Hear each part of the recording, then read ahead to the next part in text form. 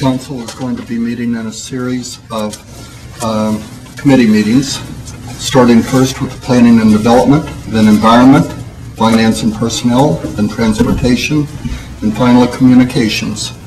First, Planning and Development Committee. The chair is 4th Ward Council Member Debbie Phillips. Thank you, Mr. President. The first thing that I have to share with all of you is that we will not be hearing our report from the Athens Area Chamber of Commerce this evening. Jennifer Simon had another meeting that she had to go to, and so we're going to reschedule that. Okay. I told her people probably wouldn't be too upset if I was making the meeting shorter rather than longer. Let's put her at the end next. Make her wait. And I do have several miscellaneous items.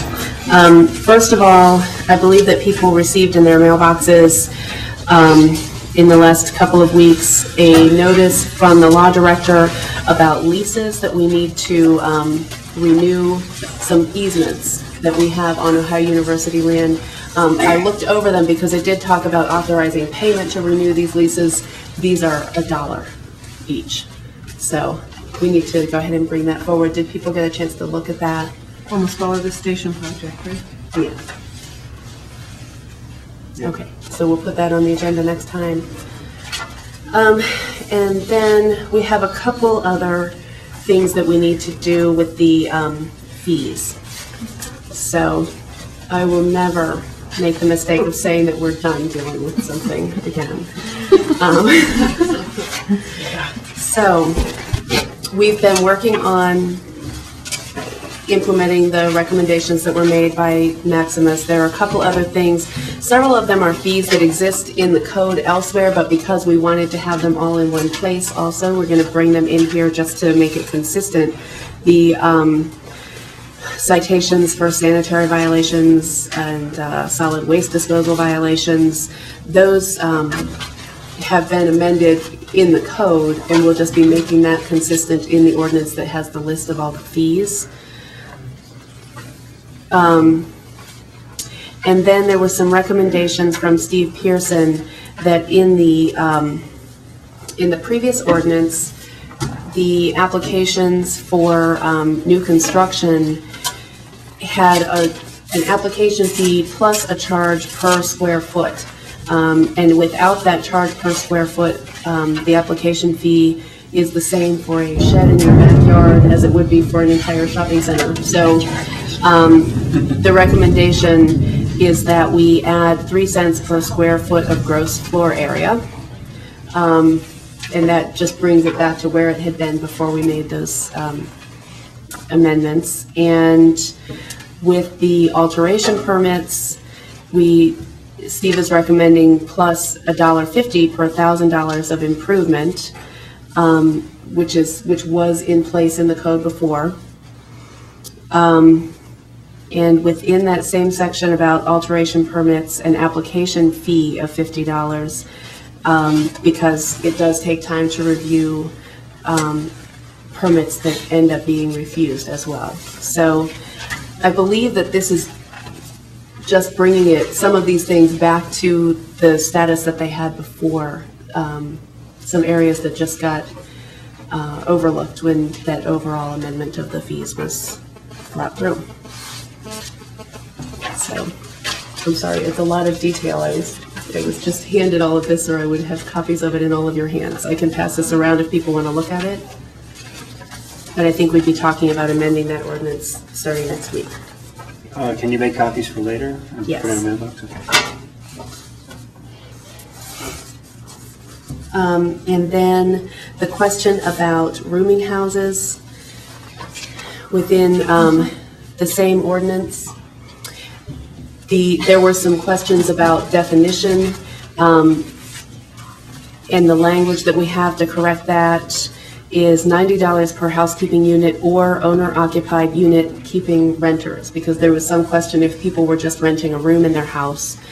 And there also was an issue where there's a rental permit fee where there are more than 10 units, but they're in multiple buildings. The intention was that those are multiple buildings on one site, not 10 different houses scattered across the city. So we would add the words "at one location." always a way to get through. Just tightening things up a little bit to make our meeting clear. We okay with bringing these Yeah. forward next week? It means we'll revise and read it again. Yes. These ones that got left out of the code for the building permit and the renovation remodeling, were those touched by the Maximus oversight? You said they were back to where they used to be.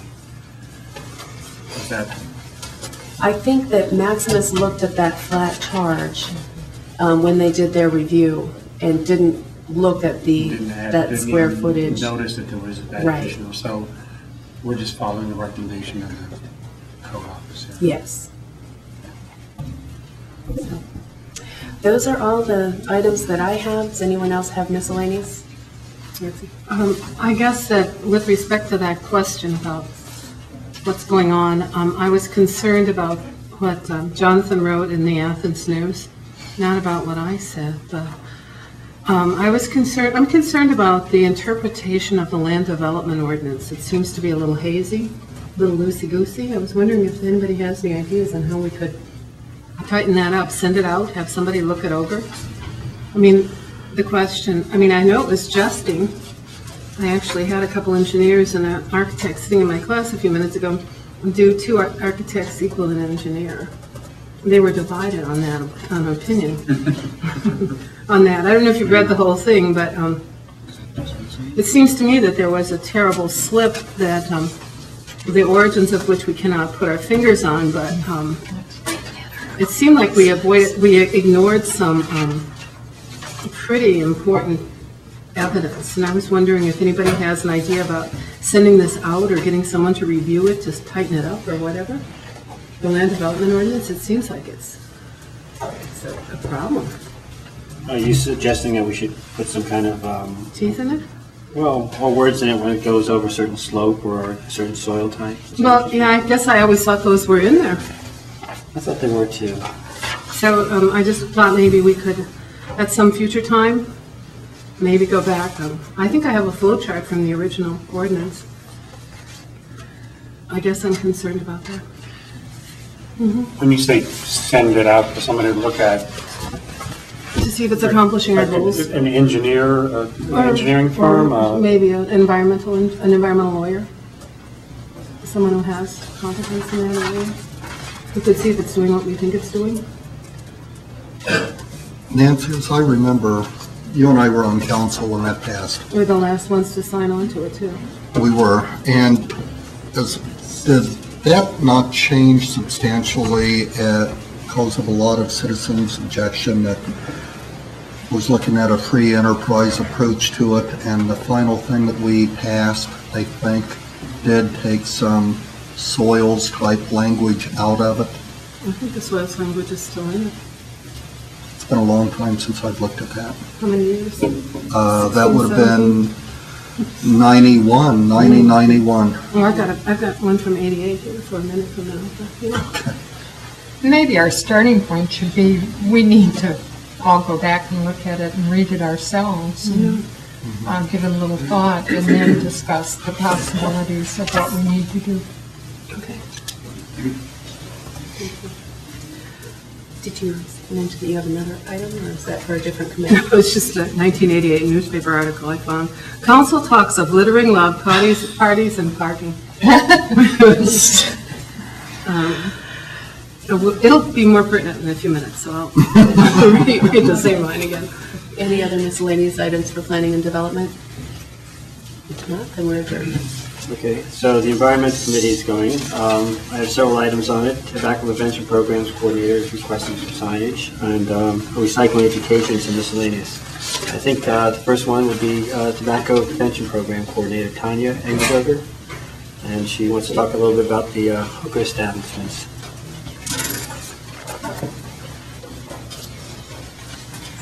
You might want to move one of the mics over. We don't have mics there, Dr. Gaskell, so when you do speak, well. Can we move one of those over, or is that too far away? How many of those pigs you may have? They all use the stuff. There you go. Does that work? No, we don't want to hear the mayor this time anyway, do we? Thank you very much. I'm the Tobacco Prevention Coordinator at the Athens City County Health Department and also the chair of the Athens County Tobacco Prevention Coalition. Hookahs, or water pipes, originate from the Middle East, Asia, and North Africa, and their devices are these big contraptions to smoke tobacco out of. Hookah cafes and bars are opening all over the U.S., especially in college towns, and just last week, the first hookah cafe opened here in Athens, and then another one is opening shortly. So this is of great concern to both the Health Department and the Tobacco Prevention Coalition. We're concerned because hookah smoking attracts young people. This tobacco is flavored, so it tastes good, and it feels less harsh because it's being cooled by this water chamber. And unfortunately, because it's cooled and feels less harsh, there's a myth that it's healthier or a safer alternative to smoking cigarettes. Unfortunately, that's not true.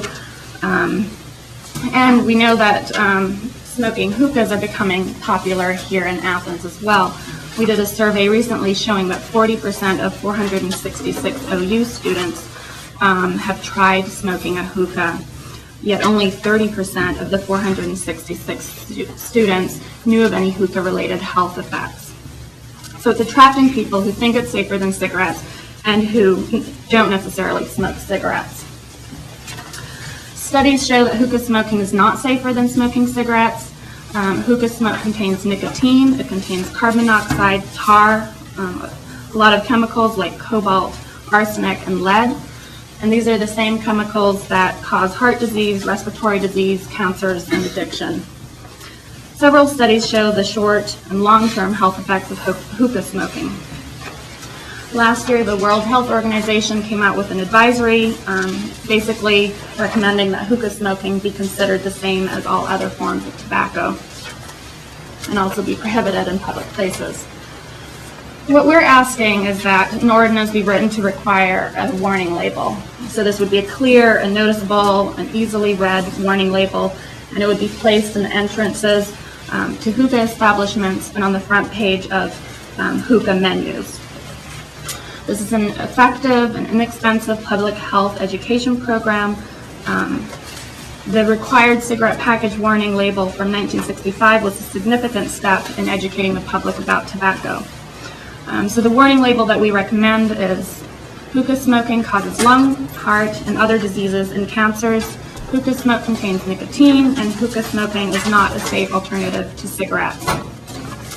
This warning label is essential because hookah smoking is a new phenomenon. People are not aware of the health effects of smoking a hookah. And when you buy cigarettes, there's a warning label on the package. But when you order a hookah, the tobacco comes already prepared and ready to smoke. There's no warning label with it. So people could be smoking the hookah without even knowing that there are health effects related to it. It's a common practice to have a warning label on products when they're found to be dangerous or even potentially dangerous. Questions? I have a question. Is there any research to indicate that warning labels actually have an effect on people's behavior? I'm just curious about this, whether or not it deters anybody. Right. That's a good question. It's hard to tease out. I looked this up actually today, and Okay. It's hard to tease out the effects because a lot of it is associated with media. So there's a lot of media coverage or public health campaigns that are done in addition to it. Not enough research has been done. We believe it's effective, but more research needs to be done on that. At the risk of getting on a soapbox here, but I'm going to do it. Having been the executive director of Hickory Creek for 2.5 years, having been a nursing home administrator now for 23 years, I have seen, firsthand exactly what smoking does to people. You don't see it because the people are in a back room gasping for a breath. They are on oxygen in back rooms of nursing homes. They're not out in public walking down Court Street. I lost my mother to cigarette addiction. My brother has it. I smoked for 20 years. A couple of years ago, we were getting fairly serious about outlawing cigarette smoke in indoors here, a complete thing. There was a time this council was fairly progressive. We were the first to have curbside recycling in the state, I believe. I think we were one of the first to ever even talk about getting rid of cigarette smoke indoors in public buildings. And why we didn't follow through with it, I think I know, I'm not going to say, but I hope we can take that one up again. Huh? No one wanted to pay the political price. Frankly and bluntly, that's what it was. And, you know, why don't we just look at that again? The law director told us last week in Chambers that he thought that probably warning labels and forcing somebody to put up a sign would be more difficult to do than eliminate cigarette smoke altogether. You know, now after we tried to deal with it a couple of years ago, Franklin County has gotten rid of it, the state of California has gotten rid of it, the state of New York has gotten rid of it. Conservative bastions like Toledo, Ohio has gotten rid of it, and we still have it. So that's my comment on this. We're talking about a sign? Dr. Gaskell. Thank you, Bill. I agree with you entirely. The most important activity we can do in public health, of course, is to prevent disease. And I don't think there's any doubt that cigarette smoking and cigar smoking causes lots of disease. And we all have our own family personal experiences with that. So this measure of passing an ordinance to allow us to put signs in hookah establishments would be helpful. A step further, like you mentioned, Bill, would be more helpful. And it depends upon whether council is ready to pay the political price and undertake this endeavor. But it would be important, and I would applaud you if you were to seriously take that issue up again. We would all be very pleased at the health department. I think there's no doubt in anybody's mind that indoor smoking in bars and restaurants is terribly hazardous to your health. And anybody that comes back from California, where they have outlawed smoking in bars, restaurants, all indoor places, they come back and talk about how nice it is and how refreshing it is to come back and not have to worry about whether you're exposed to smoke in bars. And they don't seem to have trouble enforcing it. We need to remember that New York City is smoke-free. Ireland, the whole country of Ireland and Italy. Italy. I was there last fall where I think the whole country smokes, and none of them do it inside now. You know, it's amazing. If they could do it. Carol? My question is there any thing coming up on a state or federal labeling request for hookahs? I'm not opposed to our doing it. I think it's a good start, but it concerned me when this first hit the news that here was a business that seemed to be going to what I believed was counter to health advice. And so I was wondering what is happening on the state and federal level. Because it's such a new phenomenon, there hasn't been much done so far. I believe New Orleans tried it. They were stopped by the hurricane. Anaheim, California, they came up with an ordinance stating that you couldn't have entertainment, you couldn't have food, alcohol in a hookah establishment. So there have been ordinances that are stronger than just a warning label. But as far as I know, there isn't such an ordinance. And how would this be affected if there were a statewide smoking ban? Where does hookah fit into that? That's a good question. Smoke-Free Ohio, as it's written, Right. They could stay open if they were qualified, if they qualified as a retail tobacco store, which meant that 80% of their revenue would have to come from tobacco alone. So they would have to probably get rid of the food part of it. Okay. So it could be impacted, but not necessarily. Right. I just want to say that I would support this. I mean, as a warning label on wine. I mean, and this seems like a health hazard, and it would seem appropriate to have a warning sign. I would support it.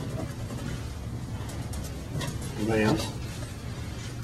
I questioned whether if they were using them in the establishments, if they would be separated. People just eating food from those eating, or using the hookah. It's not separated right now. Mm-hmm. At least that's what I see. And I haven't had a chance to go up and look. Do But it would- people go there if they're not I don't know. participating? I don't know. No, it's a different ethnic food. I think people would be. Okay. I just wondered why, if that was, I actually called Ray Hazlett to find out if he knew anything about it, and he didn't. Because of the Clean Indoor Air Act, it would seem that it would be. You know, Colorado has an ordinance about indoor smoking. Not yet. Not yet, okay, because it seems to me that when I was there, you know, there wasn't smoking in restaurants, and I found it to Denver, be very excuse me. busy. Yeah, Denver. Denver has it. does have Okay, then that's. my Well, but the memory's bars correct there. still have the smoking in Bars Denver. do, it's just Yeah, restaurants. restaurants. Okay, anybody else? Want to add anything else? Actually, if I could add one more thing, I agree with you, Bill, I fully would support, it'd be great if we could do a clean indoor air ordinance here. I'm not seeing anybody come forward and sign on and say, I would like to lead this charge, though, am I? And the momentum really is towards going smoke-free. We have 21 communities in Ohio already smoke-free, 11 states smoke-free. I think that would be great. There are And it would 11 take states care of smoke-free now. 11 states, yeah. We'll discuss it next time. So momentum is gaining ground. Yeah, we'd be happy with a first little step, maybe deal with the hookah ordinance first, and The sign, then talk some more about it. that's brave. Okay, do you have any idea when the other hooker establishment? The other hookers, Good, No, I don't know. okay, so you don't know when they're opening up? we might have to talk about other health issues. Okay, so it sounds like you would like to see something like this move forward. Yeah, I would support this as well, Okay. if I can say that. What I will do is I'm probably going to talk to the law director and see if this works, and then we can put it through. But probably not the next meeting, city council meeting, but the one afterwards. Is that okay? And the main reason is that that's in the middle of spring break on this. I don't want to get some feedback from the other parties. As for making indoor smoking ban, we can bring that up at my next meeting. Yes. Okay? We've already agreed to do it. Very It good. sounds like it's going to happen. Thank you. This may be a change. Thanks. Thank you. Thank you. Thank you. The next one on my agenda is recycling education. Lorraine McCoster is actually hired by our council and to look at recycling and composting and education means. Oh, okay. More paper. More paper, okay, here you go. Sure.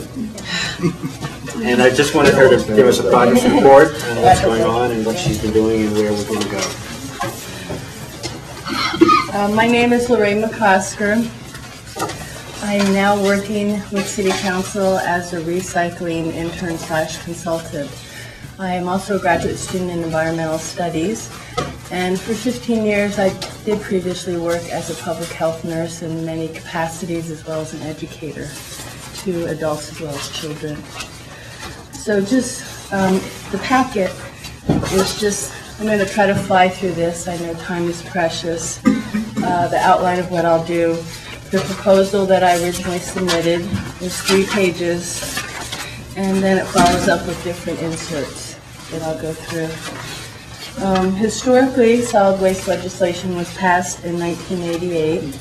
by the Ohio Legislature, initiating a comprehensive statewide planning process at the state and local level.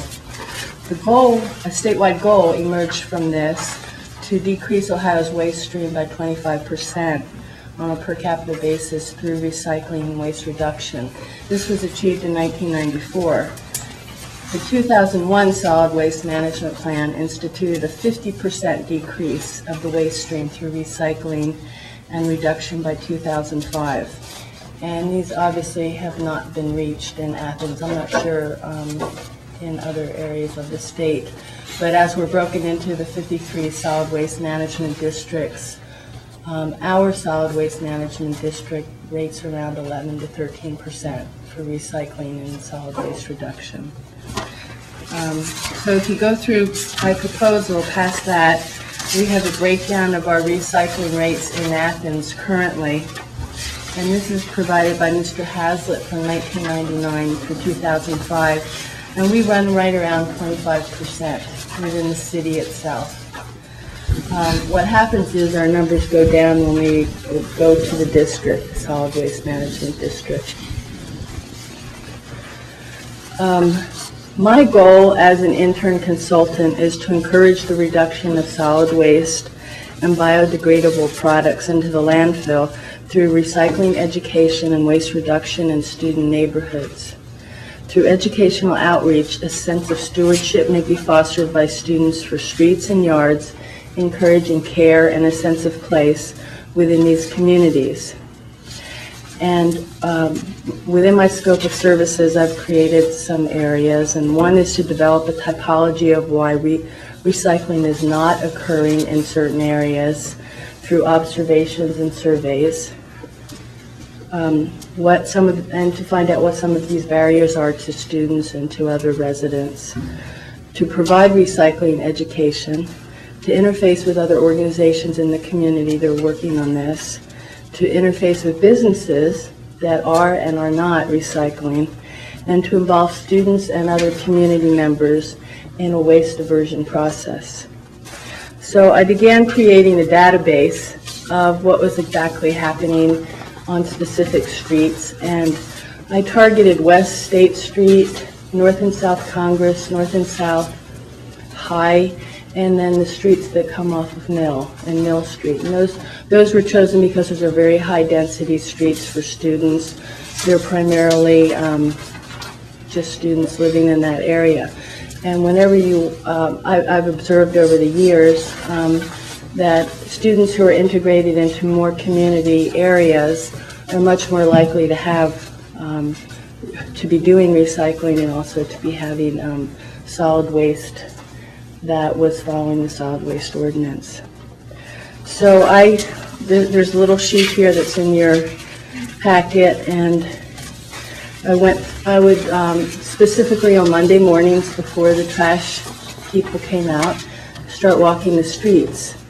And I have on here a little schematic with trash cans with tops, without tops, the number of bags, the number of cardboard boxes I'm seeing, if there's trash can overflow, recycling, if it's sorted properly, if there's recycling contamination, meaning if other things are in the recycling making it impossible to recycle, if there's recycling in trash cans and litter. I'm not picking through trash, but I'm observing it. So,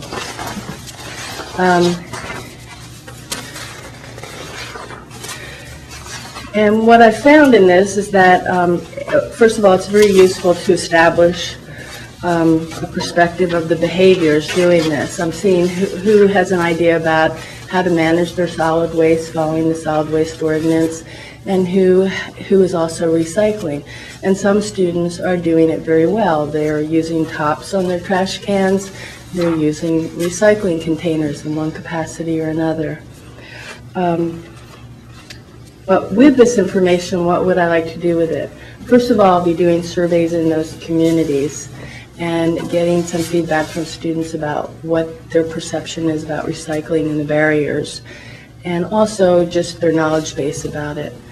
And I will also try to identify block leaders, and those people can be used as resources within the neighborhoods to do education, to act as mentors, role models, and to provide a support for students with regard to solid waste.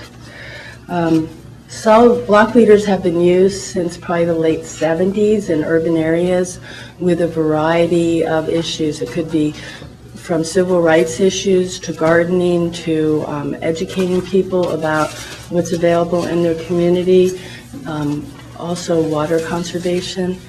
A city like Austin has 250 volunteer block leaders, and those are people that have qualified, they've had some training, and they're very useful in that community. So what I'd like to do is involve students. I think students are a key player in this. Aside from enforcement, we really need students to be modeling behaviors like recycling to other students. And we saw how strongly that was with the Jones Brothers and the Beautification Day. That's exactly what we need. There's some really strong student leaders that are helping. Some states or cities are also doing something called a master recycling program, where people get very intense training. They want to get the training, they even pay to get the training, and they provide resources in the community as volunteers and mentors again. I'd also like to encourage businesses to be involved. I would like to create a database of businesses who are recycling and who are not, and then discuss recycling options with these business owners and provide information to these businesses about recycling. If students are going from the campus, where there's very good access to recycling, to their businesses where they're spending their money and they can also recycle there, then they can take it home, and there's continuity in that whole process. Businesses also can be a resource to provide education. They could have sorting information right there, even displays. And I think landlords are a resource. Landlords have a huge effect on our economy in Athens. About 72% of property is owned by landlords, and these are a really important resource for us. I think the landlord-tenant agreement that was passed by City Council in December is a great way to approach it.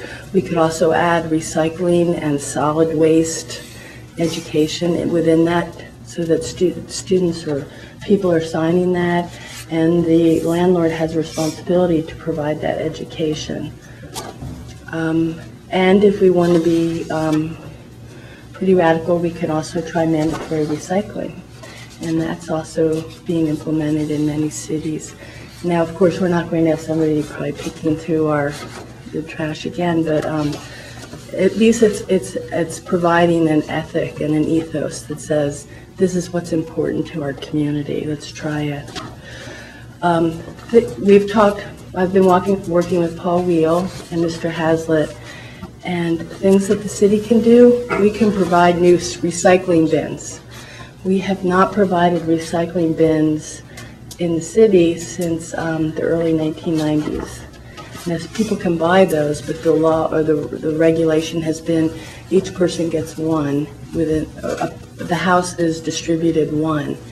And then if that person happens to move or leave or something, it's not renewed. So I think we need new bins across the board in the city. That would be my recommendation. We've also been discussing standardized garbage receptacles. Many cities have gone this way. When you have standardized receptacles, there's a certain way that the trash is dealt with, the solid waste is dealt with. There's a good strong lid on top.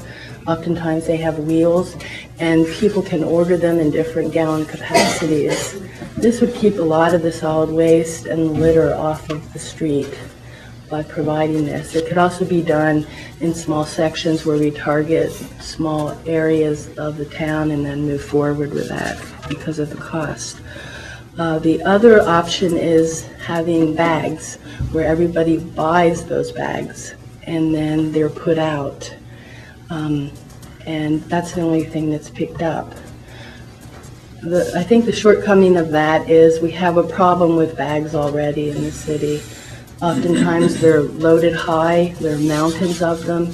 We have storage issues where they're placed, and also animals get into them, and then the litter is strewn about. I see solid waste enforcement as a huge problem. We have a solid waste ordinance that is not being followed. About 85% of what I'm observing in these student neighborhoods, people do not use tops on their trash cans. It's a very simple thing, but when you don't have a top, the solid waste continues to grow. It comes out, it moves around, and there you have our litter problem right there with that issue. The other thing is storage of the trash receptacles. That doesn't seem to be followed. And I think we could have an update on the city webpage with recycling information. Community contacts, right now I've been working with Jim Hentz with the off-campus living office, and he has 14 community assistants, and I included his newsletter in here. And you can see where his community assistants are on here, what their names are and where they're located. And these are the high student intense neighborhoods. And I did training with those students about proper solid waste and disposal, as well as recycling and sorting. And they were real concerned. They were very concerned about the solid waste issues. They see it. They see the litter in their community. He has asked me to do a training for his community assistants for next year, and he's also expressed an interest in having them become block leaders. So you will have students right within those streets who are trained in solid waste management and recycling. They can act as supports for students, role models, and also in many communities, they get out the night before and they knock on doors and say, come on, let's get your trash out, let's get the recycling out. I've been interfacing with Clean Committee. I've gone out on trash patrol with Mike Cooper from the Health Department on several Saturdays. And when he tickets, this is the notice he puts on the door. And then he also is creating a database of housing units and he marks the number of containers, whether they have tops, whether the storage is visible from the street, and if there are problems. He then goes back to code enforcement, finds out who is the owner of that property, and will be sending them some letter in some capacity notifying them that they're out of compliance. I've been working with Ed Newman. I attended the beautification meeting that was a few weeks ago, and also various community members. And I am also going to begin working on, after spring break, a compost project at East Elementary. I was involved with community compost pickup for years, a volunteer picking up compost from businesses in Athens. And we had been working for a year, meeting, discussing a curbside composting project. And we wrote a grant, several people with EPA. That was not funded. But at that time, Mr. Bogerber expressed an interest in doing this. So he already has 2 huge tumblers from a previous grant. I'll be working with teachers as well as educating students and getting some student leaders. So we'll be composting waste out of his kitchen, not his kitchen, out of the cafeteria. And educating students as well, educating the families, and several families have come to me already and said they would like backyard compost units and education. Questions? Bill? I've noticed in the last 3 years, your percentage, we seem to be falling off the recycling wagon a little bit, don't we? Yeah. Let's see. There's both the percentage of From Ray Hazlett. the total, this And the trash is increasing, increases. from 99 through about 2003, it was going up, and then it starts going down a little bit. So I think that that's telling us we need to increase our recycling education. We need to put more of an ethic out there that that's important to our community. We have a wonderful community. Well, I agree. I don't think it's anything you folks are doing wrong. I think It's telling us that, we've gotten complacent. Okay, Jenkins? Yeah, I was going to say, this is a huge scope of, of research and work here. I mean, it's a lot of really interesting and good information. thank you. And I was going to say, what,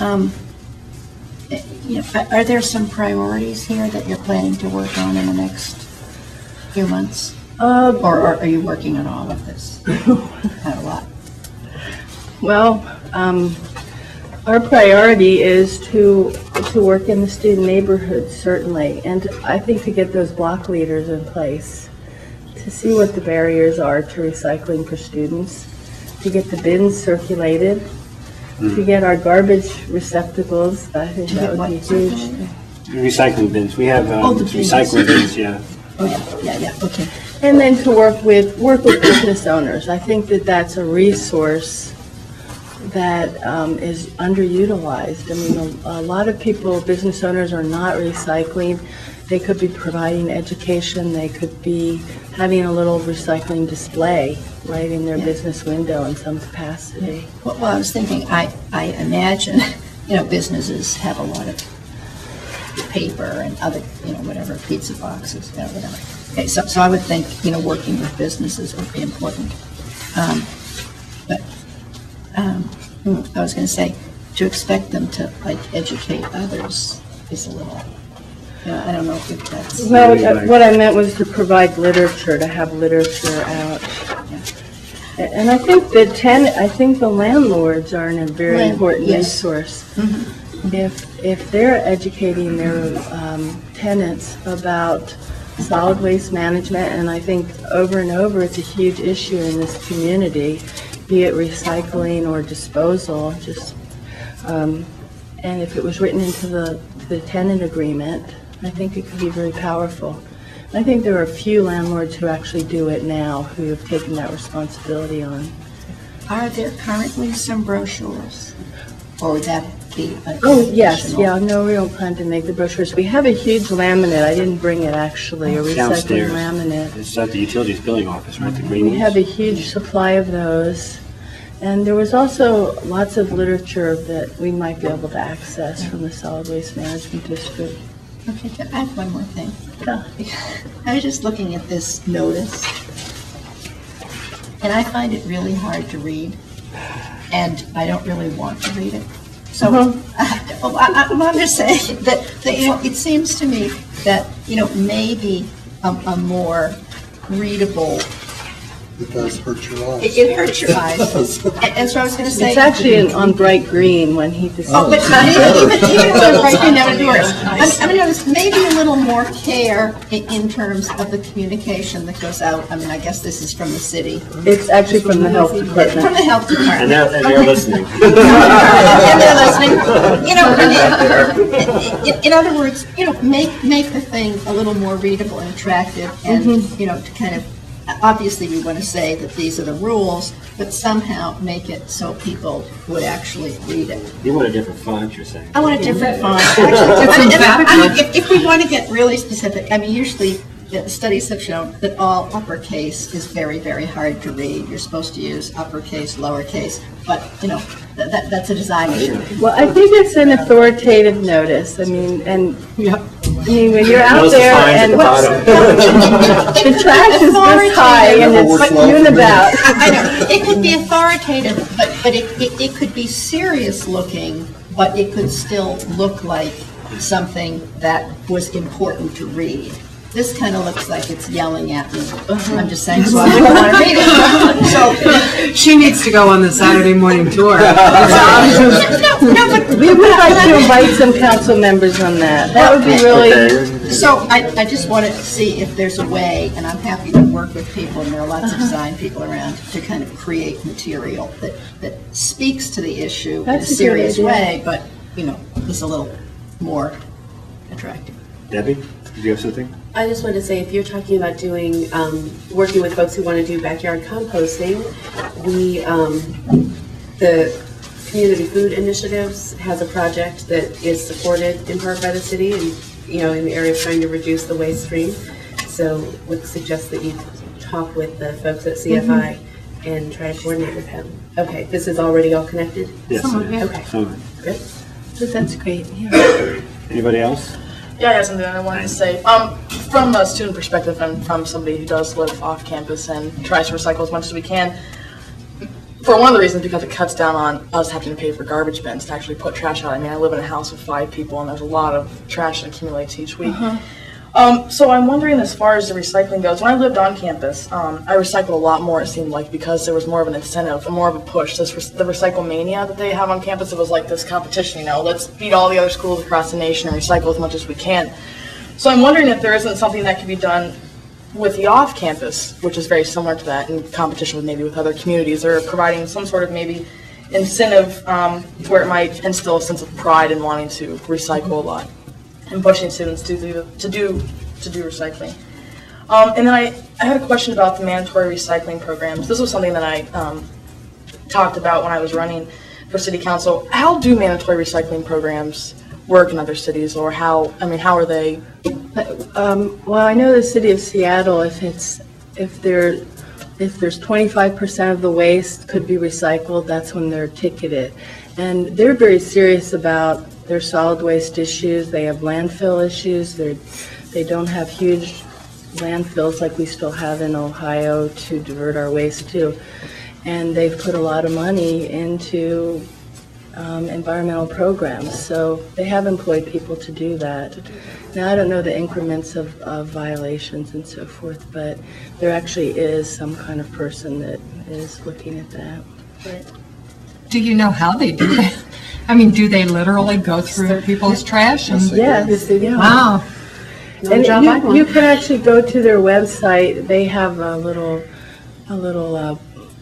click through, a virtual tour of their recycling plant. And when you see just how much solid waste there is and what a huge issue it is, it's pretty humbling. I have another question, just a general question about recycling that you might be able to answer. Why doesn't Ohio recycle green glass? I mean, I know when I was out in The Oregon. green glass, because there's no market for it right now. And I don't know that it's Ohio, it's our solid waste management district. Okay. You can actually take it to certain places in Columbus and have it recycled. Right. I know when I was in Oregon, when I was visiting a friend, she could recycle the But green it's glass. just they don't have a market right now. For it. They're real good in our solid waste district in selling these products. And it's a really nice tour to do as well, going to the plant. Carol? Could we approach the topic of reduce your garbage bill by having fewer bags and approach it somewhat that way instead of in an in-your-face method of, say, save money. Your trash bill could go down to the 1 bag level or 1 can level if you recycle. Well, I've had some discussions, you're part of the committee, realize, in that sense. I've had some discussions with Joe Castler about this and Ray Haslett about it. And if you remember when we changed the rates a year and a half ago, I think John Nels got in front of us and saying, we really should have a different rate. I think it's $5.50, $9.50. And the idea is that that's a small increment for 1 bag can versus 2 cans.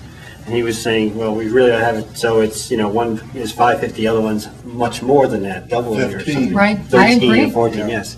Pay as And- you throw, and we Well, talked about that a lot. we are pay as you throw, but we're just not But that even steep. more. Yes, Right. more so. This could be brought up to council. Go ahead. Well, I was going to say, I think this is a more complicated issue once you start that, because right now, if you don't put trash out, you're still charged.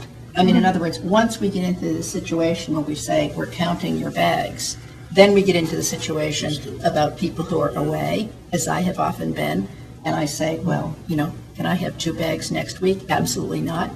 So I just think it really becomes very complex if you have the trash people counting.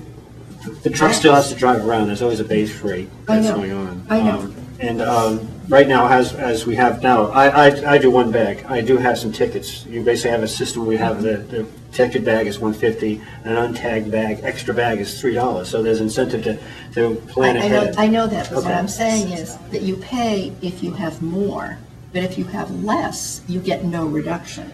So I'm saying, once you open the can of worms and you say, you pay for however much trash you have, I'm just saying, Oh, yeah, people yeah. who have no trash are going to say, I want a rebate or something like that. So I'm just saying, We've heard that it becomes complicated. We've had actually somebody said they generated no trash. They left it uptown and Right, dumped in. okay. Right, okay, but they didn't want to pay. But I know, my mother lives in a place where, you pay for your bag, so there's a huge incentive not to have much trash because you're paying by the number of bags that you have each time. Well, you buy a bag Yes. and then you put it out. So I know there are cities that do that. That's actually, Ray Haslett's been bringing that up, and Joe Kassler of the Waste Hocking, Yeah. Athens Hocking Waste District. Have both thought, because it's a prepaid system, and Right. it makes it much easier to monitor who's throwing out what, because there have been cases where people take their garbage and move it up 2 doors over, and, if you're not there, you don't know. I mean, basically, it's like that's not my trash, I didn't get here, not what I came for. So there's these. I think the bag thing works better in a suburban environment, but if you go in Yes, the close in neighborhoods. Right. Okay. Okay, I just want one more question about these community assistants. Go ahead. Because the students, a lot of these students will be gone in 1 or 2 years, and then you have a whole new crop of students. So now, this is just another kind of brainstorm, but I wonder, what's the incentive for these people to monitor other people's trash? I'm just saying, it's not a very exciting job. And unless there were, and this would require a lot of landlord cooperation, but maybe some of these people who were willing to do this work, because it's significant, kind of community work, that, maybe there's something in it for the landlords and they get, this particular person gets a tiny cut in their rent every once in a while, so that it becomes more of a community activity that people care about and that the landlords are on board with it. But, that's a big sell. They get paid by the university now, though. Oh, they're paid by the university The too. community Oh, they're assistants paid. are, They're but the paid. block leaders, if they were just volunteers, would be doing it because it's something that interests them. And we all volunteer in some capacity in our lives, so, and when we're teaching good solid waste skills, that's a skill you need throughout your life. And I think we'd be offering a very good service to students to be giving them that they can take that to the suburbs or to the inner city, wherever they're going to move, or to the rural area. I think it's kind of a hard sell. However, for I some. really don't. I You came know? from Okay. a community where we had a very involved recycling program. Okay. And I think it's quite very possible. It's happening everywhere. This is about the block leaders. Yeah, I certainly, just in contrast with what you're saying, I think that you would find people who would be willing to be block leaders, throughout the whole community. I certainly would be interested. I see that there's nobody for West Union Street or anything like that, but I certainly would be interested, and I think that Great. many other people would be. I don't think it's a hard sell necessarily. I think it's something that people, will want to do. Like I keep saying, a sense of pride in this community and making it, more beautiful. And I think people would really, latch onto that. So. Okay, Lorraine's going to be giving us other presentations later down the pike as progress goes on. You will notice in your package, she also put out the Athens Hocking Waste District Recycling Center newsletter. I noticed it's issue 1, volume 1, or volume 1, number 1, February of this. So they have an education component going on. Part of the thing about the recycling bins is that we haven't had any, and if the garbage fund is flush enough, I would like to see us at least reprime the city somehow. Mostly because it has been so many years. I notice I've been walking around looking at the recycling, and many people require more than 1 bin to recycle. I've seen people with those pickle buckets and milk crates and stuff like that, and if we could do that just to prime the pump, we may be able to get a little bit more percentage out. And I don't have the numbers with me. I don't know. Lorraine, did you bring the prices that Ray sent us? No? I did not. I didn't either. He sent us some information. They're usually buying a set of about 400 at a shot. But the idea is we could buy a larger mass. The breakdown's not much better with the larger volumes. It was about 710 with the smallest amount, and then 675 when you got up to several thousand each. Yeah. Then you have a storage problem. Yes, and that's the other thing there. But the idea really would be to either, not so much, the way I've been discussing with Ray is either not so much my concept was just put one on every doorstep. His concept is, have everybody come in who needs one, pick one up.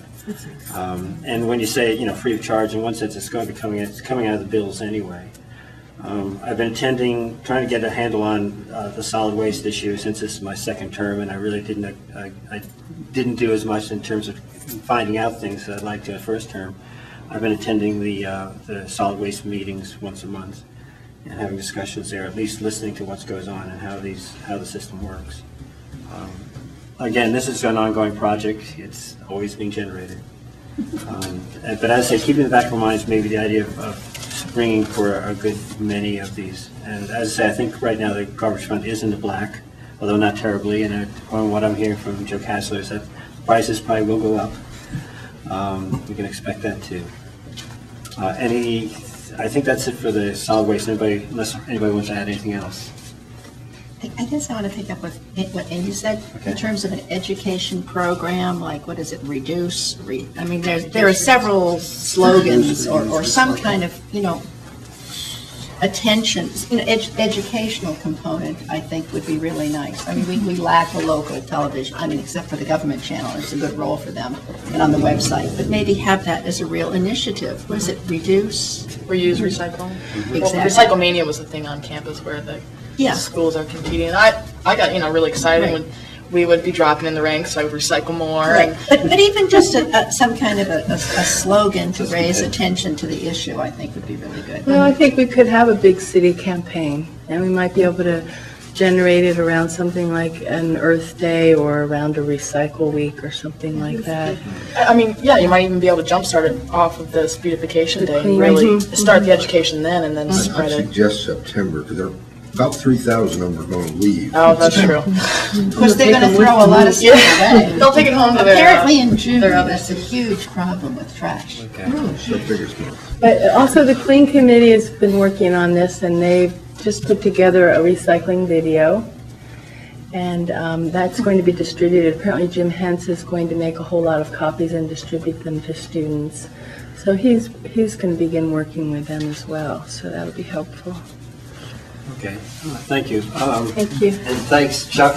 Chuck back there. Thanks for the forms and stuff like that. I guess you know about this one now. Thanks. Okay. And the other one, the inspection report. That's nice. I like that too. I have no other miscellaneous unless somebody else does. Carol, Virginia, anybody? Okay. I guess I'm done with my. Oh, I'm not on that committee, it's Jim. Jim, sorry. Sorry, Jim. Okay, we're going to open a Finance and Personnel Committee. We have 4 issues that we want to discuss. All of them have to do with recurring programs that the mayor applies for grants to work with, and we need to pass authorizing ordinances to allow that to happen. So the first one is a community housing improvement grant, community housing improvement program grant. That's where the CHIP comes in, which we heard from Doug Stanley. Doug Stanley from Tri-County Community Action, whose office has handled these grants for several years for us. So next week we would like to put up an ordinance authorizing the mayor to submit a fiscal year 2006 CHIP grant to the Ohio Department of Development and designate Hocking Athens Perry Community Action Agency as the CHIP program grant contract administrator. Okay. Any questions about that? concerns, we'll bring that up next week. No problem. Second one is a similar ordinance request authorizing the mayor to submit an application for an emergency shelter grant agreement through the Ohio Department of Development and Good Works. This is a pass-through from Ohio Department of Development, comes through the city of Athens for Good Works to operate a shelter and programs that flow out of that. This, I believe, is an annual thing that we do. I forget how much that was usually. They usually get about 60, 70, is that you know offhand? I don't recall being that much, Mayor. I think it's 50,000. 50,000? And so we'll bring that up. Okay. Third one is a drug abuse resistance education, or DARE, law enforcement grant. Again, this is an annual application that the mayor makes for some funds that would pay up to 50% of a police officer's salary when he or she is designated as the DARE officer who goes into schools and presents the program.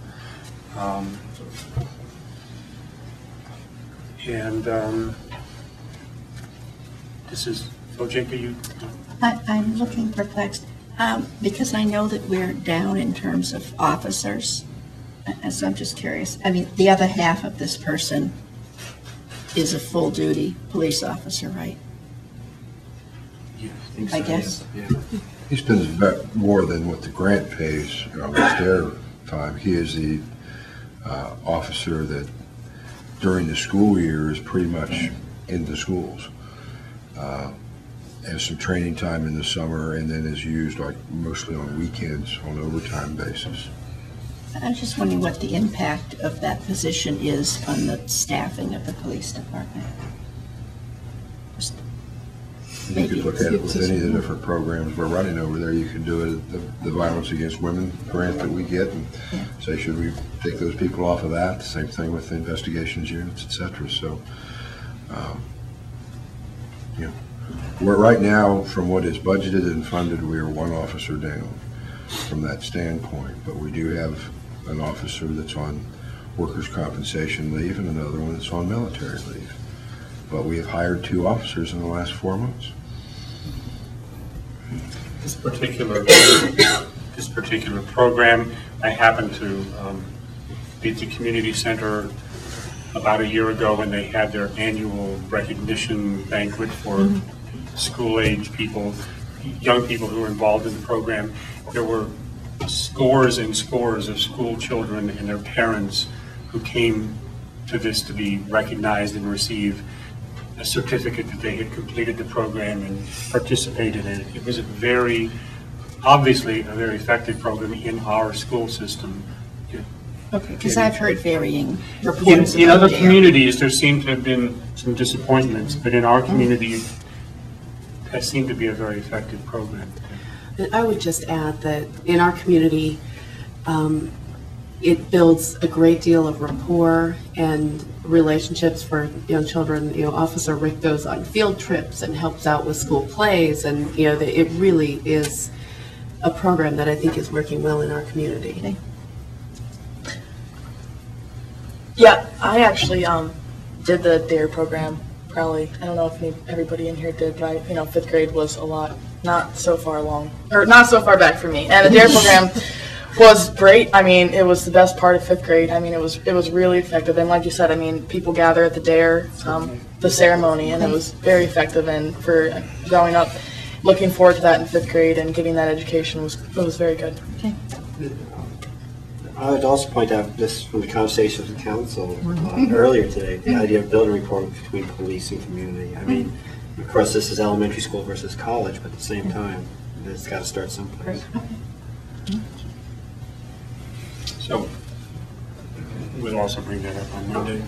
And the final recurring event that I'd like to bring up is request for an ordinance authorizing the mayor to submit an application to the Ohio Department of Development for Community Development Block Grant, CDBG grant, for the calendar year 2006.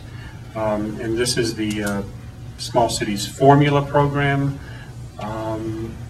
which, as I think you said, Mayor, at this point, we don't know what will be available to us. It depends upon what budget cuts go through Congress, but it's been reducing over the years, but it's probably 100,000. Utilized for? Various projects. This year it's doing at the water plant, a safety project for the water wells. It's done, primarily I've been using it for the uptown traffic signalization, mast iron, and the computerization of the signals there. And that's gone on for about 5 years of it, maybe 6.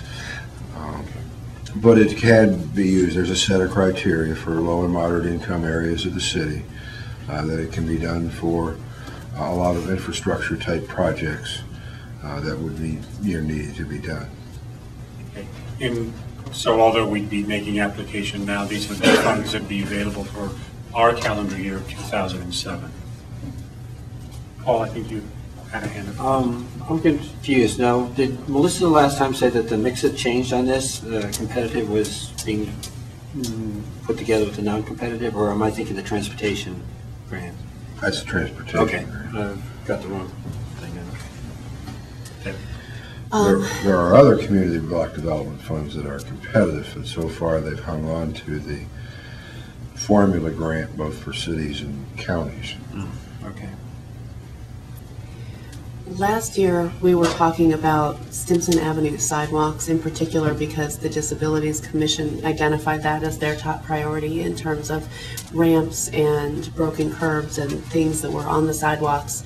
And we're all in receipt of a letter from another individual talking to us about problems with sidewalks. So I know at that time, there was a request for qualifications sent out to really look overall at Stimson Avenue, and so that project got kind of set aside because there was the possibility of really doing a more comprehensive project on Stimson Avenue, and I guess I would like to just remind us all and reiterate that that's a need that's been identified if the area qualifies for CDBG. Okay, thank you. Anybody else? Okay, one more issue. This issue will also be first reading for an ordinance next Monday. And to back up a moment, when Doug Stanley was here last week, it was pointed out that our application for the CHIP grant is due April 8th or something like that. We have a meeting the first week of April, which would be probably our second reading of this. We would probably have to suspend at that point to get it done. Okay. The only miscellaneous I have right now is that next Monday at 6:30, with the auditor, we'll continue to have our discussions about the financial programs within the city in the city council office. Any other miscellaneous? Not at this time. Okay. Thank you. All right, we'll call the Transportation Committee to order. First thing is taxi regulations, which Member Patterson will talk to you about. Okay, I'll try to be brief, and I do apologize for the person who came to talk to this issue at having such a long wait. I did email the current draft to everybody, and I think I've cleaned up the typos and the spelling errors since that time. The only real changes since the last time we looked at this was on page 10. Debbie asked about the putting additional people in the cab and how to charge out that rate. What we've done at this point is just taken that out of the ordinance and put it on the committee that decides the rates and works with the cab owners on the rates because there seems to be differences in how that's handled in different cases. And the police chief and I felt that that would probably work the best.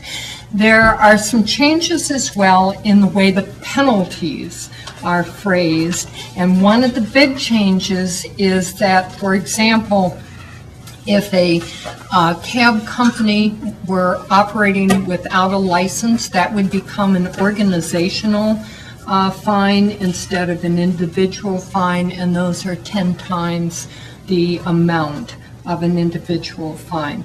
So that's a change throughout. At the current time, we haven't had that instance or anything that would have kicked into the organizational fine, but that's a protective device. And the other thing that's a little bit strange here is on page 4, where it talks about the charges for the cabs.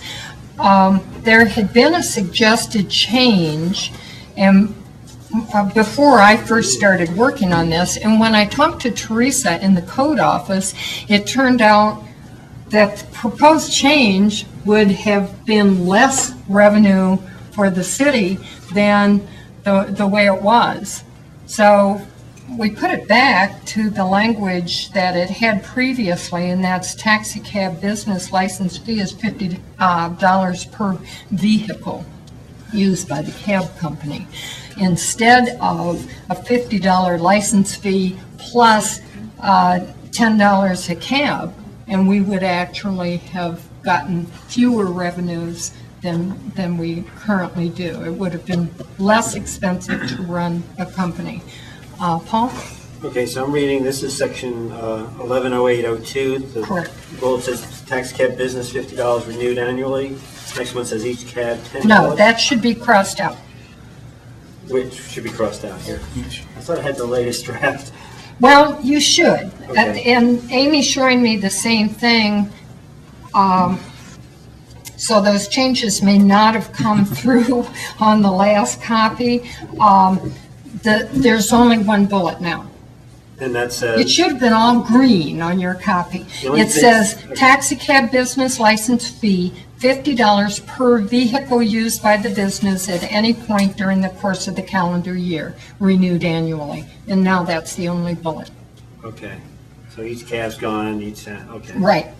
Okay, I'm sure I got the latest draft. Well, I thought you did too, but when I I have the one that I talked, printed that you just 310. Right. I printed out, yeah. Okay. I'll send it again, so you'll have, and it could be on page 10, Yeah. the green That's language. all crossed out there. It is C and D, crossed B and out, C, okay. crossed out. Well, I don't know why some of the corrections went and some of them didn't, but Mike Miller said the same thing. He had some problems with the correction not coming through in the law office. But those are basically, the work that we've done. All of this last edition was done with the police chief and the law director. It was just some language situations that we were hammering through. Other comments from council? Looks good, a lot of work. Yeah, I will be so happy to see it moved on. Alice, would you like to? I just want to make some comments. Come up to the microphone, introduce yourself, and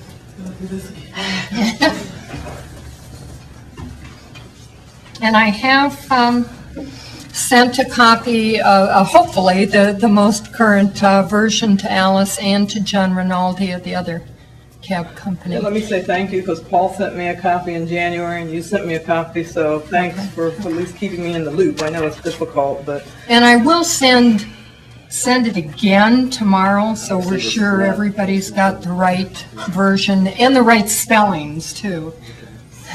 Might I make a comment that we are, as a taxi company, we have always been smoke-free. I don't know if anybody knows that, but one of the key things I heard that tonight, oh yeah, but people don't know it, but it's a direct reward that we get where our drivers aren't distracted and it's safe in there.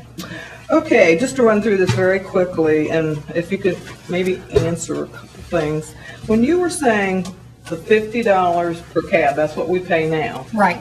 But I didn't, where do you charge the driver? I didn't see that in there. It now is under the portion that talks about how the driver gets their license, and I moved that on the recommendation of the law director because he didn't want it to appear that you pay that fee, but rather the driver does. When they go for their license, they pay a $10 fee.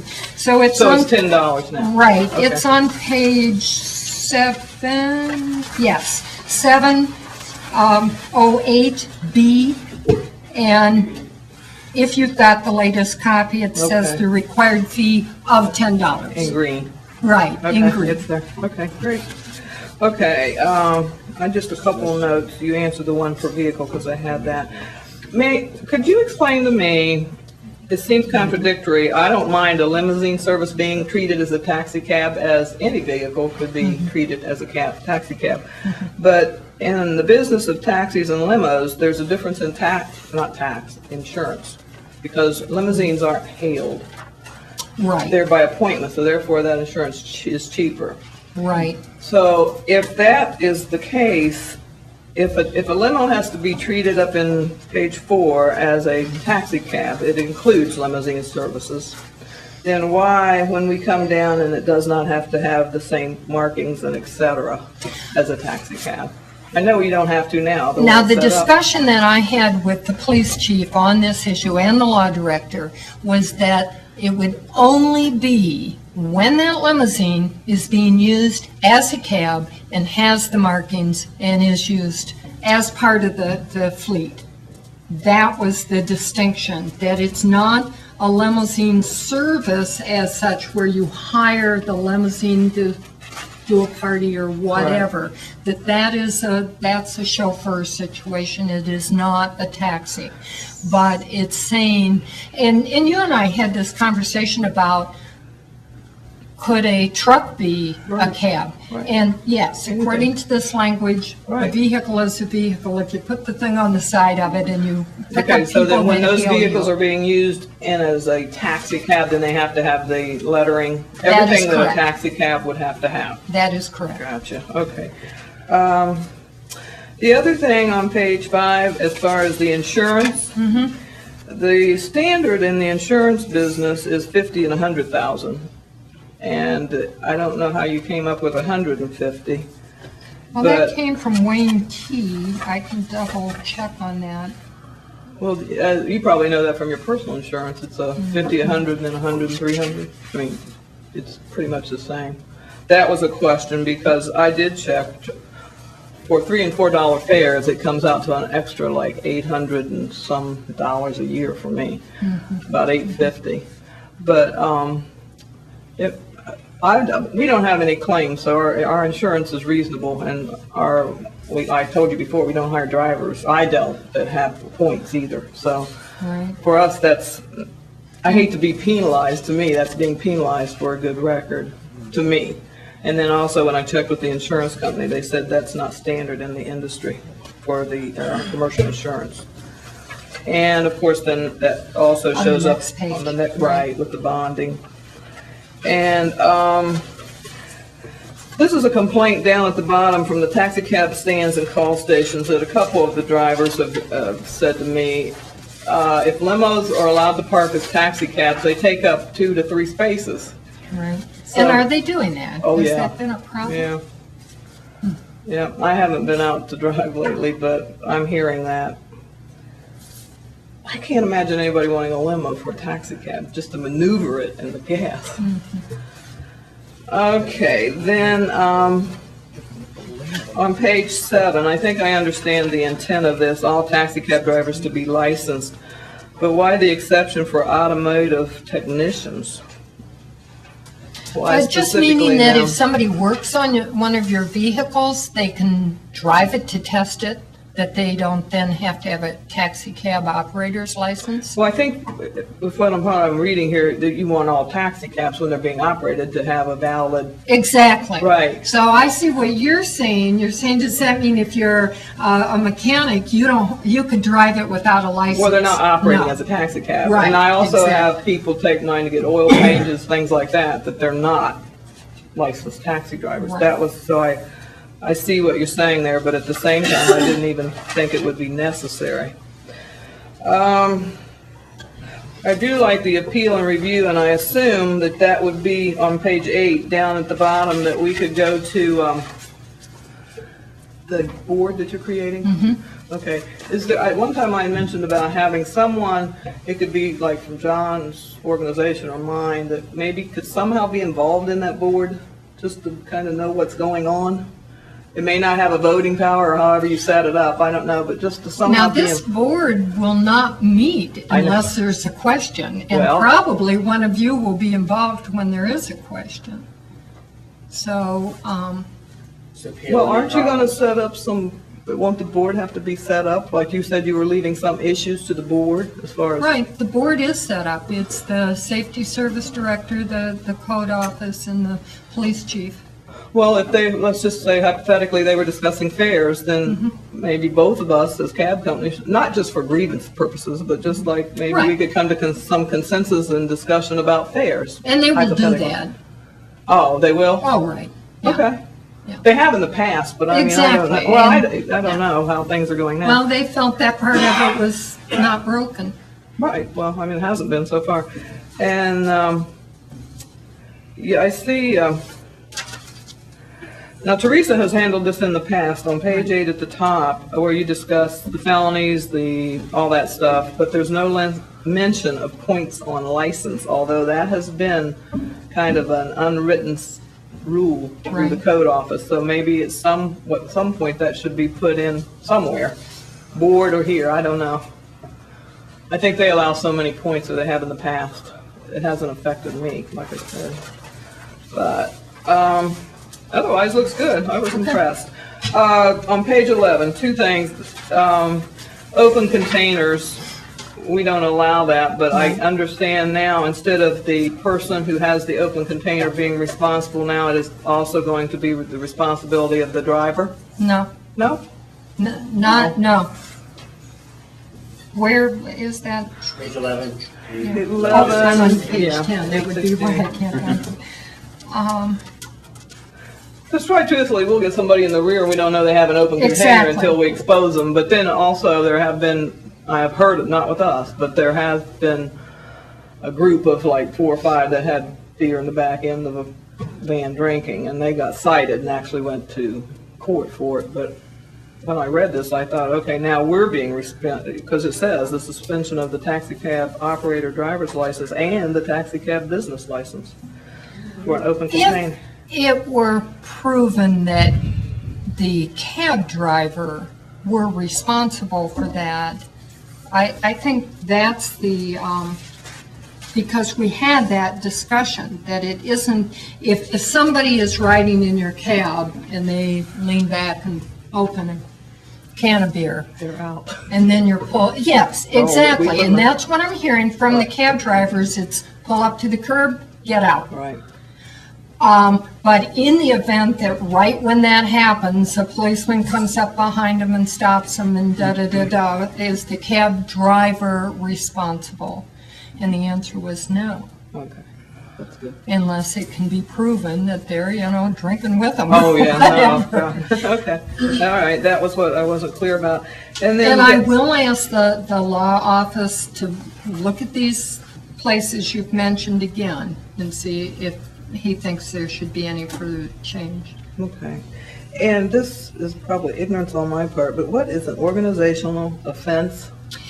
It's in our code, and that's why it cites 10204 and 10205 of our code defines the organizational code. Okay. Then if you go to the state law, it explains that what it is that the fines are tenfold from an individual fine. So if it's that the cab company is found liable for something, they're charged 10 times the amount of what an individual would be. Has that ever happened in No. Athens? It is not. It's a protective. Right. I mean, I'm just asking. No, it I has wasn't- not. Okay, good.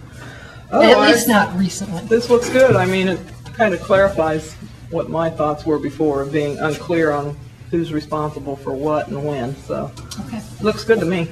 Good. Thank you. Oh, I forgot to give you my name. Oh, You it's a still little need late. it? This is Alice. Alice Kennedy. Alice Kennedy from Tabs Taxi.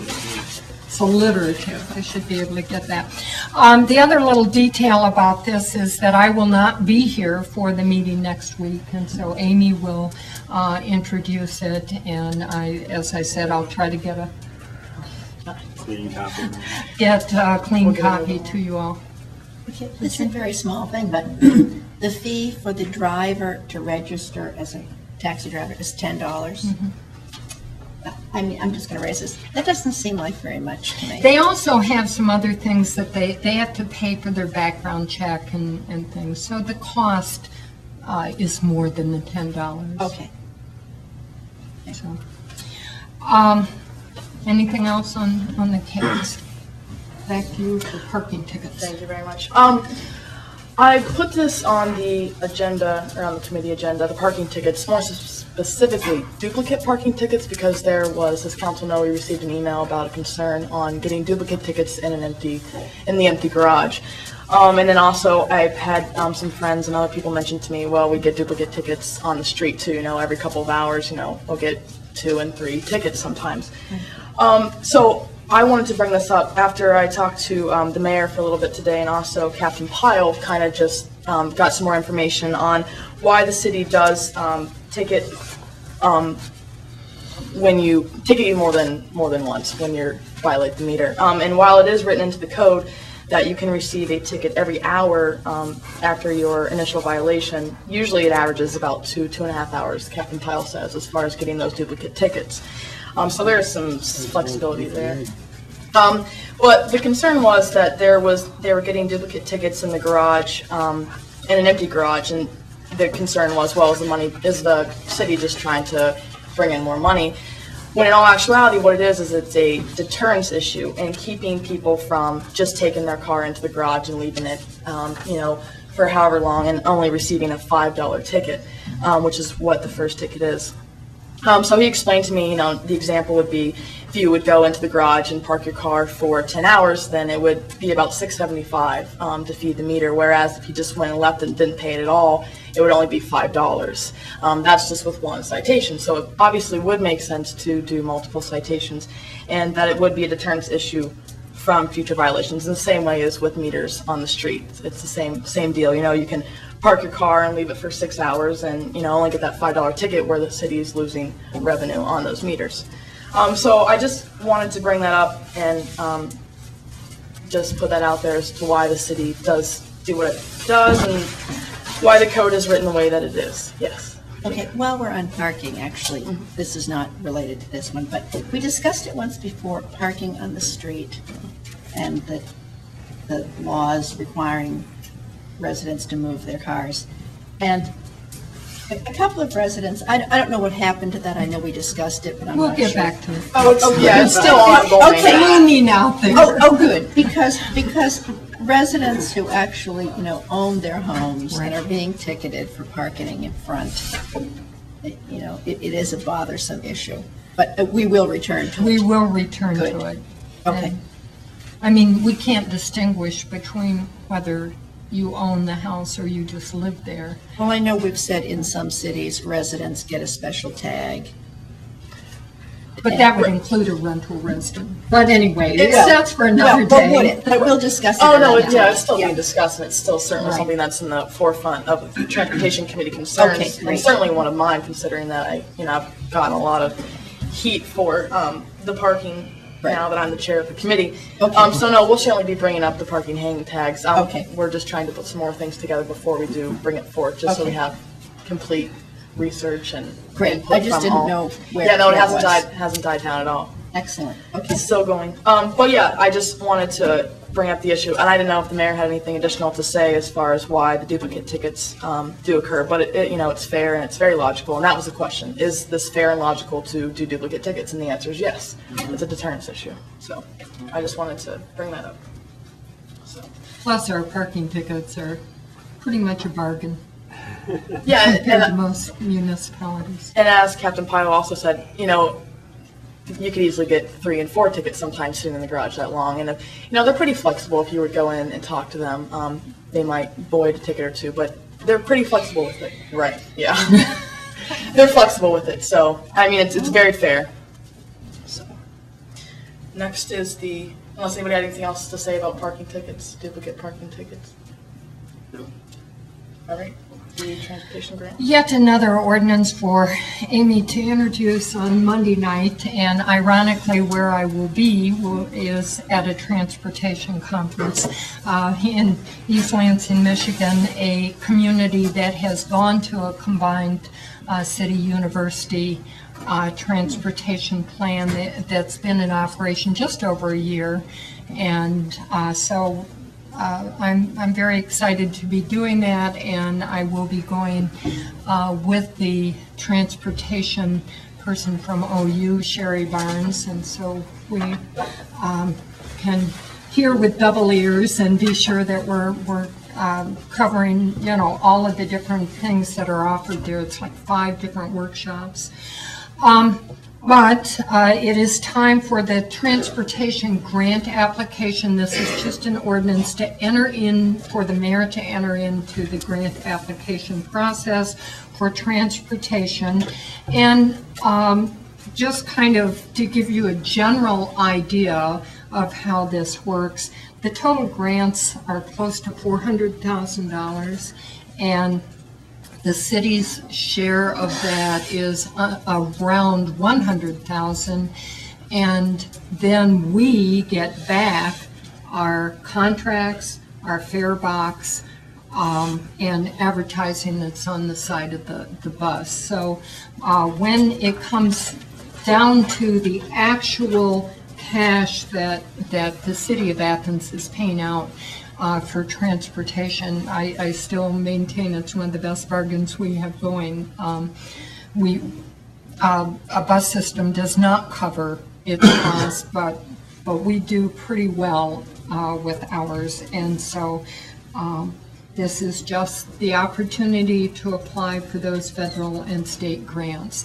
The cap budgets, in other words, when we buy buses, the federal pays 80%, the state pays 10%, and we pay 10%. The mix is a little bit different in the operational grants, but still, as I said, our actual cash output is not sizable.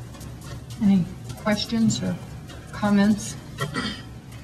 And in case you've been keeping track, and now that we've been working on the possible system between OU and Athens for almost a year and a half, but we have had a second visit from a consultant. He is coming back in May, and he's presented us with some alternate route possibilities and talked about that at length and how what the university might cover and what we might cover, and hopefully in May we're down to dollars and cents, and can it work?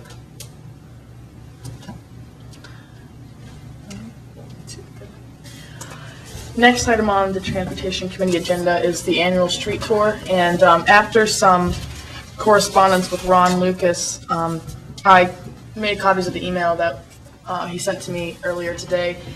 This isn't a finalized plan. He hopes to know more by the end of the week, as he indicated at the end of the email, but these are some of the things he knows we will be looking at. He met with the mayor today, and he's going to continue to get the final approval on the plan. And I also wanted to remind you that it's still set for April 8th, 7 a.m. And Hey, I had to go on it this last year, and it was a 7, and I'm making it a 7 again this year. It was 9. I'm almost sure it felt like 7 to you. We've never seen 7. Yes, it was Saturday morning at 7 It was a.m. early, but I don't remember. I'm looking at it. Well, I am 100% sure it was 7. 8, Oh, you're at so least wrong. fine 8. Another hour, seriously. The 8th at 8. The 8th at 8. I don't care, whatever time you want. 8. Can I make it 7? You just want to like torture us. You can be there at 7. I tell you what. She didn't wake up for the first 2 hours. I remember. Why do you it's want true, it I did those off a few times. It was very educational, and I appreciate it. Amy, you hadn't been to bed yet. It's true. But so here are some of what we'll be looking at, and he'll be getting the final approval probably by this Friday, maybe not. That April 8th date should stand though, unless something were to happen and the plan doesn't get approved. April 8th at 8 a.m. Yeah, what did Ron say about 7? I don't know. We didn't discuss the time. Why? I had said 7 because I could have swore it was 7 last year. I could have swore it was early. And you didn't like it, so why do No, you I did like it. I really enjoyed it. Through no fault of my own. 7 o'clock. They're all through no fault of my own head. Those. A couple things on this. This is not the total list, I assume we'll have No, other this ones? is what he knows Okay. right now. And one component we might want to put in here is some sidewalk The sidewalks, issues right. too. Okay. And that's something that we had discussed. So. Okay. That's what I wanted to know. And that's all that I wanted to say about the street tour, unless the mayor had anything additional to say, or Not on the street tour, I haven't had. I know you have a issue too. miscellaneous. Okay, miscellaneous. Okay, Mayor? it's time to start the High Street Middle School project, because we would like to be able, obviously, to start construction on that no later than about the 10th of June, when the university graduates. I think a week before that, the middle school lets out. Maybe we could do some mobilization in that time period. But I've got a copy of the plans. Start around. Are these multiple copies? Just one copy? That's just one copy. They don't give me one copy, Paul. We have, since the project started, there's 2 things on here. One is that we have identified areas of sidewalk that needs to be replaced. We've included that cost within the construction costs because we want to do it through the contractor, but we are preparing individual bills for property owners who own properties that the sidewalk is being done. And our plan is to call a meeting once it's been bid and we know what the firm prices are with those owners, and invite them to come and discuss if they wish. Otherwise, we'll send them a notification of it. We're also are bidding with an alternate a little bit on this one for some work on West Washington Street that wasn't included in the original, but we do think there's some curb work there to need to do. The architect estimated, or the engineer estimated, about $35,000 to $37,000 on that. But as long as we're in the area, we think we should probably finish it up and do it properly. Also in that set of or plans, or in our plans there is, as you know, effective July 1st, we're going to have probably a second issue to the grant on West Union Street. We are thinking of building that as an alternate at the same time to be awarded after the 1st of July. We still didn't have time to do the legislation on that, but we may actually bid it that way, because if we include all the construction items there, we'll need about another $127,000 on this project. And then what that's allowing for is $275,000 construction cost, and then a 10% contingency of $27,500, and 10% for any construction, engineering, or inspection work that's being done. Our hope, of course, is that it will come in under bid. Totally, we would have then put in that $127,000 plus $45,000 we did in design engineering, and the issue 2 pays $203,000. So it's still, we're paying less than 50% of the project, and that's if all the contingencies go bad and everything else. But to give you a little update on the Street Rebuild Fund, we started the year after encumbrances with $703,000 in that, and that included some amount of money from FEMA for a slip on Sunset, the middle slip. But so far, you've approved $161,000 on the State Route 682-56 Union Street interchange and $300,000 on Sunset Slips, so that's $461,000.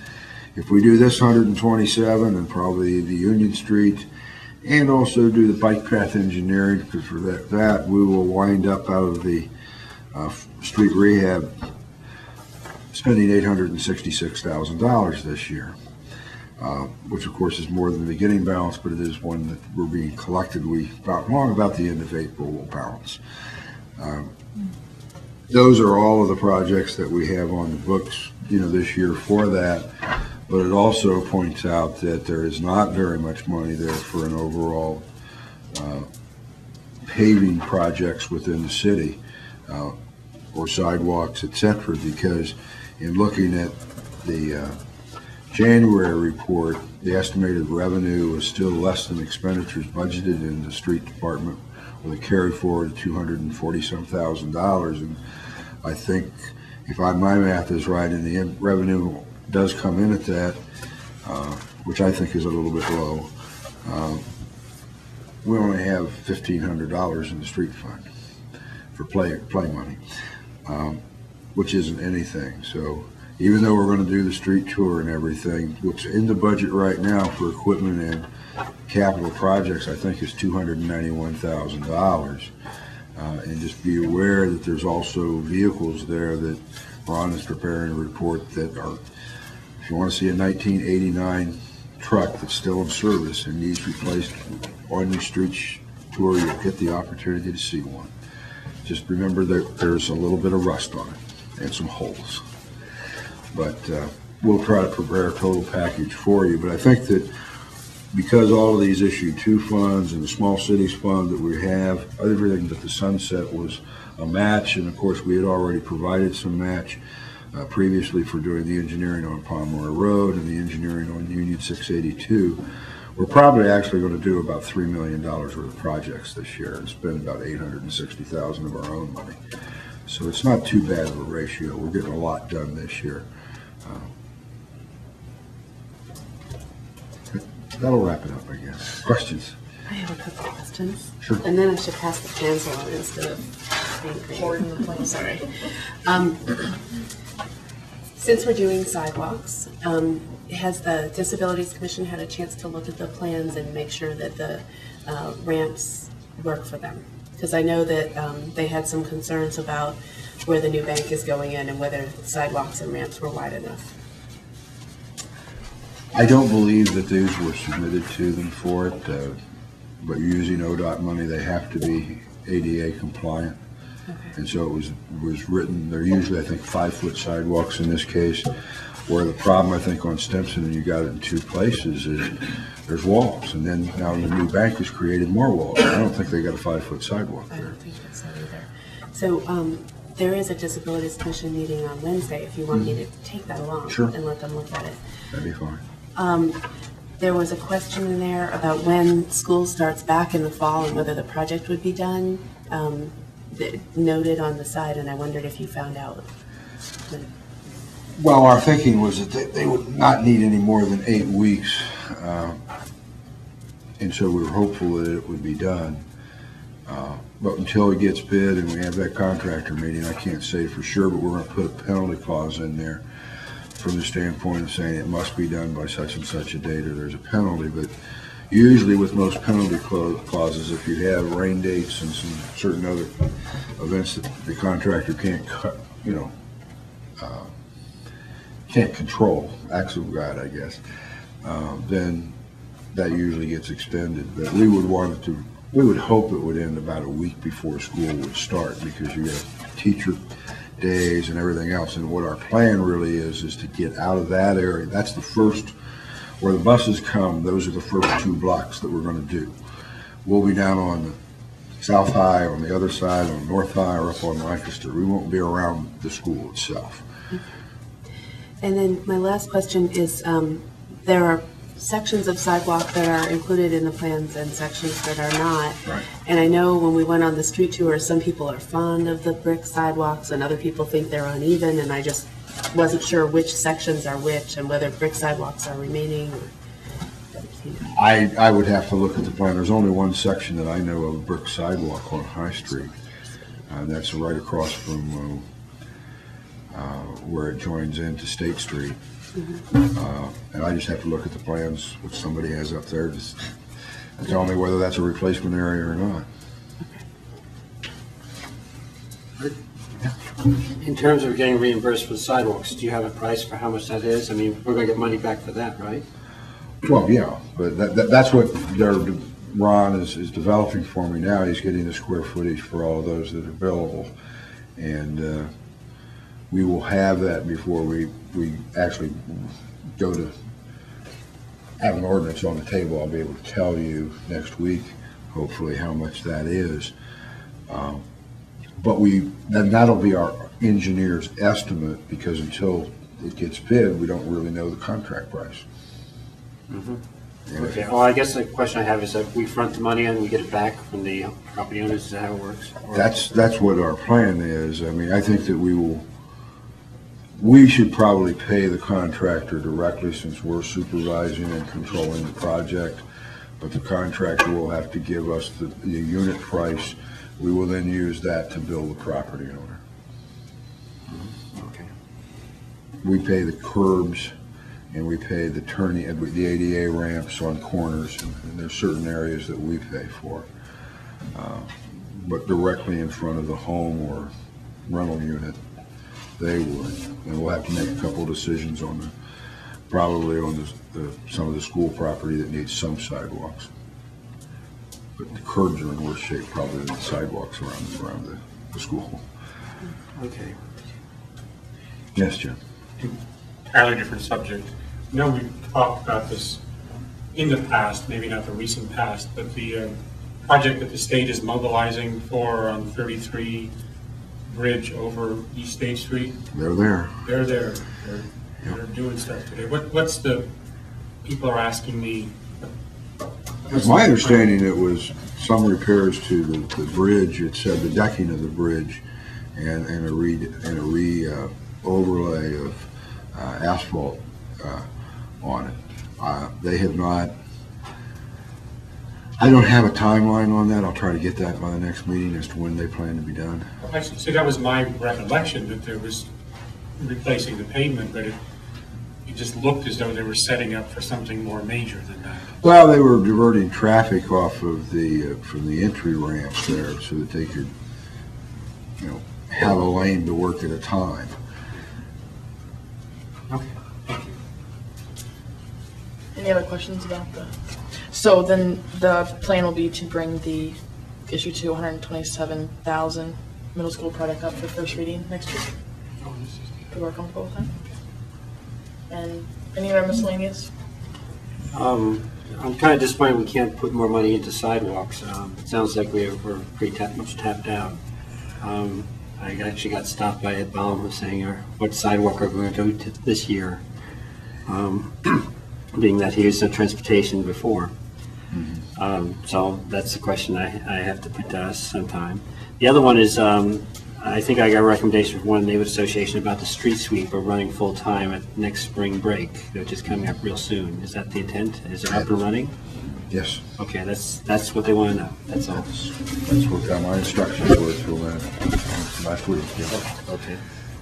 They're getting all those streets that they can't get to normally. Okay. I think the people who are talking to me are on Hannon and Brown, so if you can take a sweep through there, they'll be happy campers. I don't think Hamlet has hardly any parking on it, does it? It has parking on one side. It doesn't on the hill, but it does on backwards, I guess. Okay. I don't know if they go down that often. I don't know. I just know that I'm getting feedback. Shoot us an email anyway. Okay. You'll do your duty that way. I'll make sure we get it forward. Okay. Any other miscellaneous? Okay, Transportation Committee is adjourned. Communication Committee, I'll just report on the conversation that we had tonight on safety issues. And we had about 11 people there, not a large group, but we did cover some issues that probably have been covered before, but I will repeat them.